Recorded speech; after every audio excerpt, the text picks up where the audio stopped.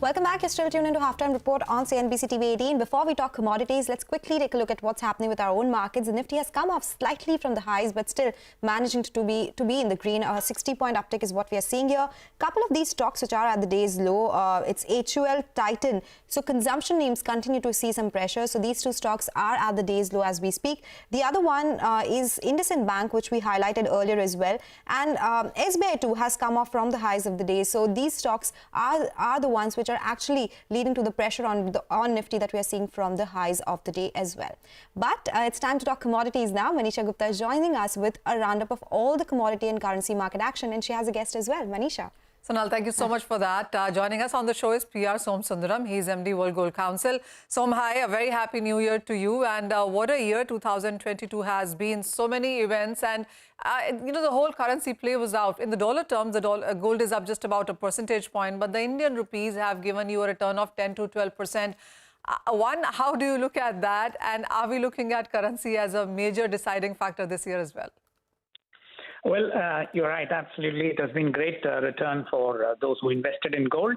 At the same time, towards the end of the year, you saw that the prices really went beyond 55. And therefore, people who really wanted to buy couldn't afford it. So there were both these extremes we saw. As far as 2023 is concerned, I think you will have a replay of this. The prices clearly are, all the factors are pointing to a rise. And we can't obviously predict, but all the factors are pointing to a rise. Okay. And in terms of demand, Manisha, I would think that it will reset itself to a higher level. And India must be prepared for that. So a lot of banks and brokerages, global and domestic, that we have been speaking to have been telling us that gold should be in your portfolio and you can expect higher highs. Even CPM says that by 2025 until 2027, they expect higher highs. The most bearish of forecast is from Metal Focus at 1650 rather, and the other one is at 1575 from one of the brokerages, yes, TDS. But they also expect a high of 1800 here. And then look at Saxo Bank and Nirmal Bang, Standard Chartered, Swiss Asia Capital, CPM. They're all talking about 2000 plus kind of levels in this year as well. So yes, almost everybody believes that we are looking at higher gold prices. You mentioned, Som, that higher gold prices mean lower affordability. Is that going to be a theme? And my second part of the question is the ETF buying, because 2022 in that sense was a bit of a disappointment. Yes, you're right. First of all, yes, higher prices immediately will mean, quite a lot of people at the lower end of the hierarchy will not be able to afford it. But that is where probably schemes like the accumulation schemes, the digital gold might pick up very aggressively, because then you can save a lot. So in terms of trend, I expect that to pick up very strongly. But on the other hand, Manisha, with the economic growth that we are seeing, and this we have seen in the past as well, prices rising. So gold performance is very good in terms of price. You will therefore have more people actually buying gold.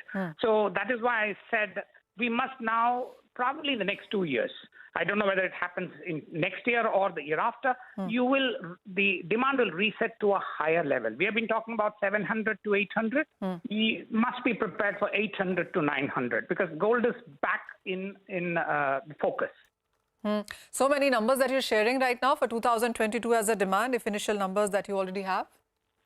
No, as we said, it will definitely be lower than 2021 because of the sharp high, and we didn't see that in December quarter this year. Okay. And market is still at a discount. And that is also the reason why we say that while the market is at a discount, demand is a little soft.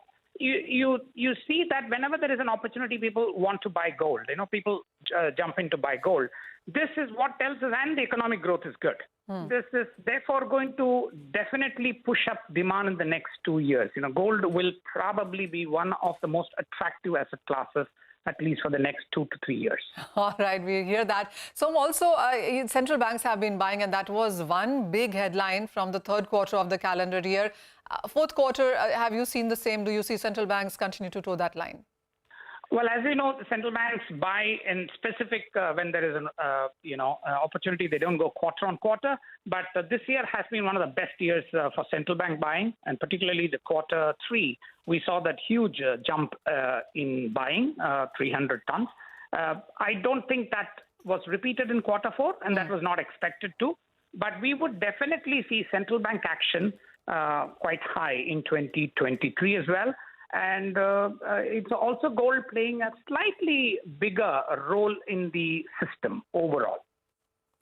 So how would you look at, various changes or various developments that we have seen in India in 2022, IBX being one, digital gold continue to hold firm even as we were out of COVID. There is a lot of interest that people have taken over to online gold buying, etc. What does 2023 have in store when we look at newer instruments, newer measures, or patterns coming in for the country?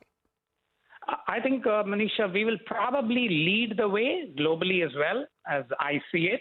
It's also partly a wish because we have done that in the other parts in our digital ecosystem. I think even in gold, the way you put all these things across, IIBX, the digital gold, various things that are happening. And you look at hallmarking. We have the HUID system, which no other country has. So I think we are going to probably, in my view, we will probably lead the global development or global progress towards digitalization of gold. Okay. All right, Mr. Somasundaram and Manisha, thank you so much for joining us and taking us through those commodity moves. May it be a shiny year for all of us. But quickly